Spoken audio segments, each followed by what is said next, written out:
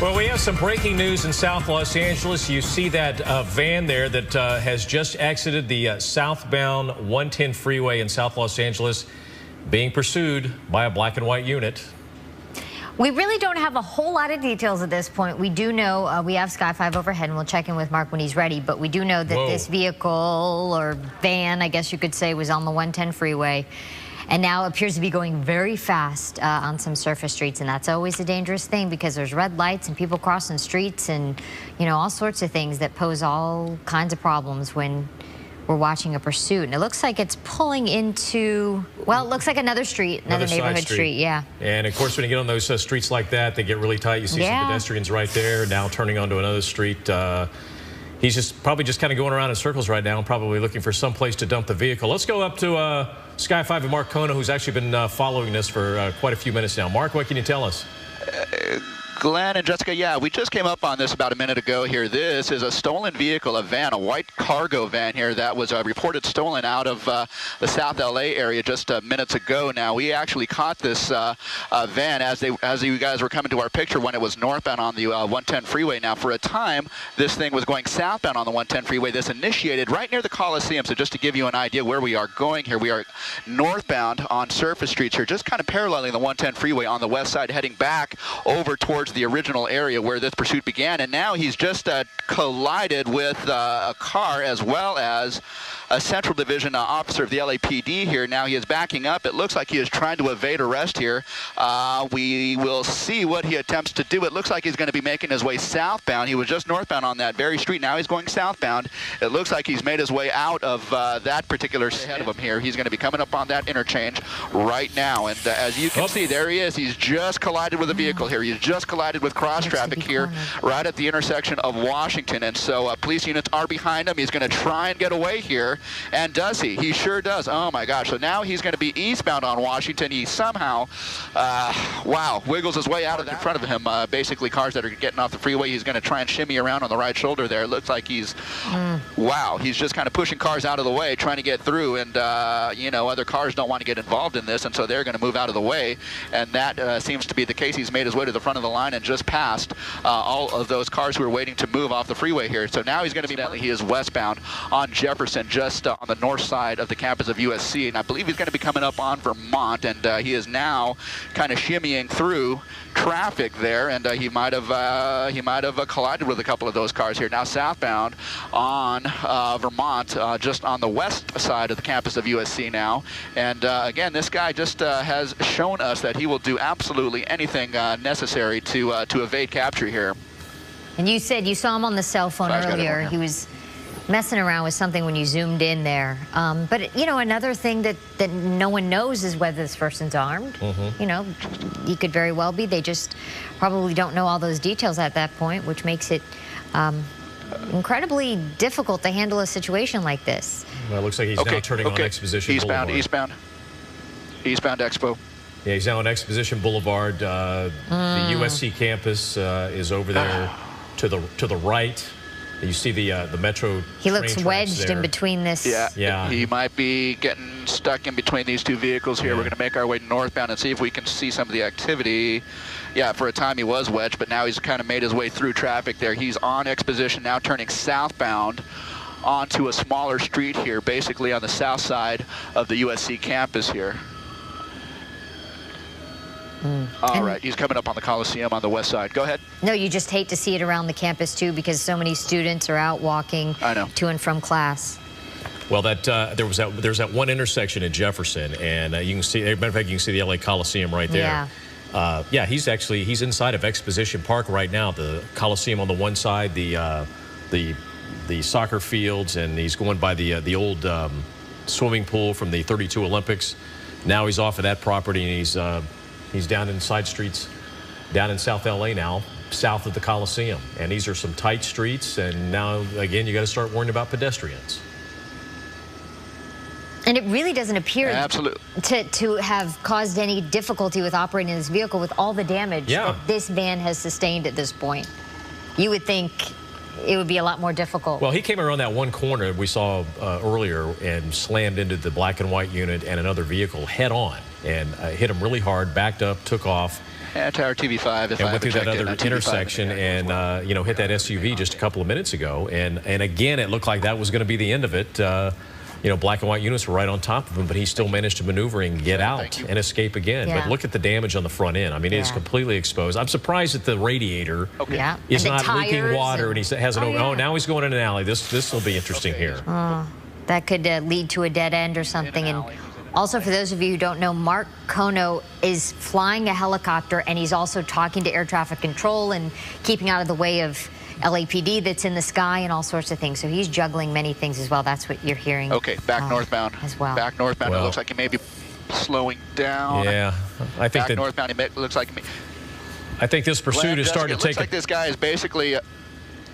Go ahead. It looks like this guy is basically in the same general vicinity where this all kicked off about half an hour ago. He's kind of been circling a couple of. Wow! Almost came up on crash traffic there, and wow, we almost had another collision there. My goodness. He is basically eastbound approaching the Harbor Freeway at this point, but this is basically the general vicinity where this all kicked off, and so this may be an area of familiarity to this guy here. And as he comes up to that intersection up there, Figueroa, there are a couple of officers waiting there, and he just got spike stripped. I believe he may have been spike stripped there. Hopefully they got him, and that might help to disable this guy's car. But here he is back now eastbound on the major street there, and so yeah, this is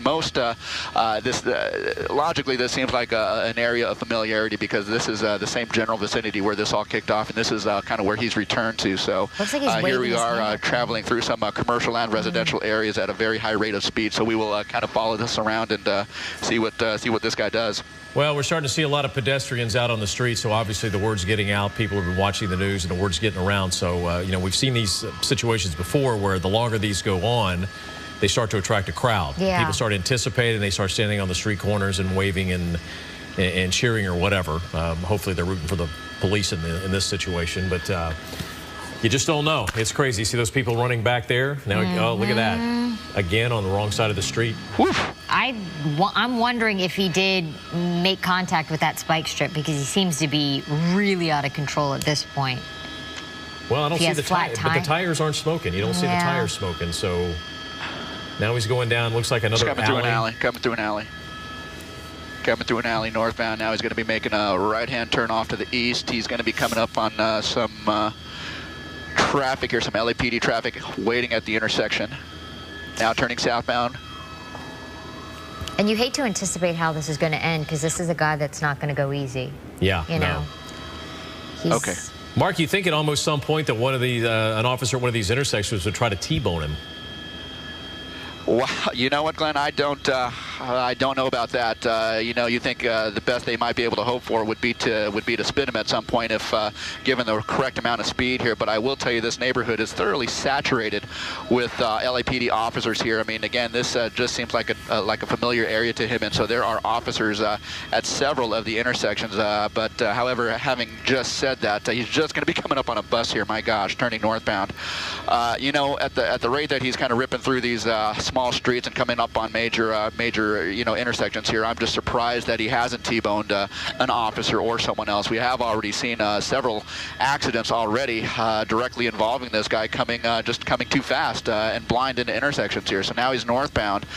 You know, I will say that he's probably traveling a little bit slower than he was at its peak. Maybe that van is showing some signs of wear, or maybe it's slightly disabled. We just don't know at this point. You know, he's going to be making a right turn, and there he is. And he's just tried to make the right turn a little bit too fast, and now he's going to try and get out of this. And so he has been able to do so countless times before, and now here's another time. He is just now he was basically taking that turn too fast, and he couldn't make the turn, and so he just got pinned up against the curb there and the vehicle. But he is able to get out of that one, as we have seen time and time again at this point. So again, he's just kind of making his way, making the round through the neighborhood here, east, west, north, and south through this residential area, just south of the Coliseum by about 3 to 5 blocks at this point. But he's just kind of making his way around.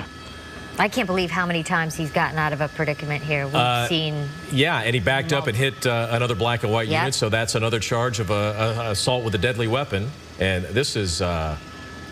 It's just amazing he's lasted as long as he has. It really is, considering the damage to that vehicle, and he just continues to go. And that they can't corner him in. They're so close every time, and he gets away. Well, it looked like they were going to try a pit maneuver that intersection a couple of, about 30 seconds ago, but there was another vehicle sitting there, so there's no way they could do that. And you see there a pedestrian there running to get out of the way. Okay. Again, if you're just joining us, you're watching The View from Sky 5. This is a cargo van that was stolen in South Los Angeles near the LA Coliseum in Exposition Park. And it looks like another spike strip. Spike strips. There we go. Good job. Good job. Great placement on that spike strip. As he was coming around that intersection, they laid down the spike strip, and apparently he ran right over it. So this vehicle does seem to be moving a little bit slower, although having said that, he is trying his very best to get away and evade capture at this point here. Several officers of the LAPD are stationed around the neighborhood here, and given the fact that they were able to lay down spike strips at that particular intersection, tells us that he has been kind of making the rounds through that same intersection. So they are not able to predict his moves so much, but they know that he is kind of working his way around this same neighborhood. So by that, they have been able to lay down those spike strips and hopefully do a little bit more damage to the van and hopefully bring this to an end. You know, Mark, we always see that when these pursuits get to this point that they usually return to the neighborhood they're familiar with. They probably live there. What's amazing is he probably is a good bet that he lives in this neighborhood. But he also committed a crime in the same neighborhood. He stole a van. I mean, somebody's probably going to know him and turn him in for the stolen vehicle if he'd have gotten away with it. It seems like you would have committed the crime, you'd go to another neighborhood. Yeah, you would think.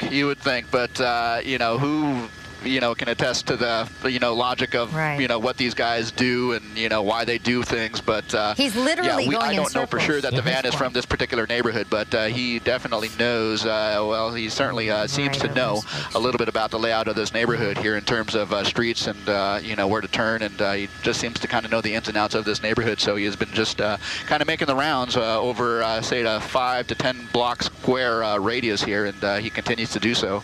Yep. They're getting him at each stop sign, though. I mean, he's ran over multiple, and then now an officer just pulled back a woman there on the corner. Somebody was yelling, ran out in the street and was yelling at him. Somebody was yelling at him, maybe someone he knows. Like Glenn said, if he does live in this neighborhood, there could be relatives, asking him to stop. Okay, he's coming down the alley. He's turning down another alley. And the officer's right behind him. But you think at this point, just give it up. I mean, you're not getting away. There's the chance of you getting away passed a long, long time ago. But he continues to. If he makes the right turn here.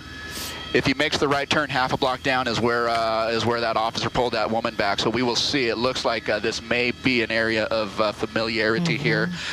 He has gone through that intersection now, and that was the intersection that we just saw that officer and that woman just moments ago here. He has just passed that intersection. And this van is definitely disabled and on its way to slowing down even more. So hopefully they can bring this to an end. It sure seems like that is going to be the case at this point. He just steps out of the van. He is just running. He's foot-bailed into this kind of shopping center here. He's in the parking lot. LAPD guys are in pursuit on foot. He is just kind of making his way around, but I would suspect that, he slips, and that is what's going to do him in. So he slips and falls, and that's what did him in. The LAPD able to swarm this guy, basically, and bring this to an end. Wow, what an amazing pursuit, my goodness. Well, it doesn't look like he's giving up very easy. I mean, we've got, let's see, 1, 2, 3, 4, 5, 6, 7, 8, 9. Well, they keep coming. They keep coming. They have got a struggle on their hands. Okay.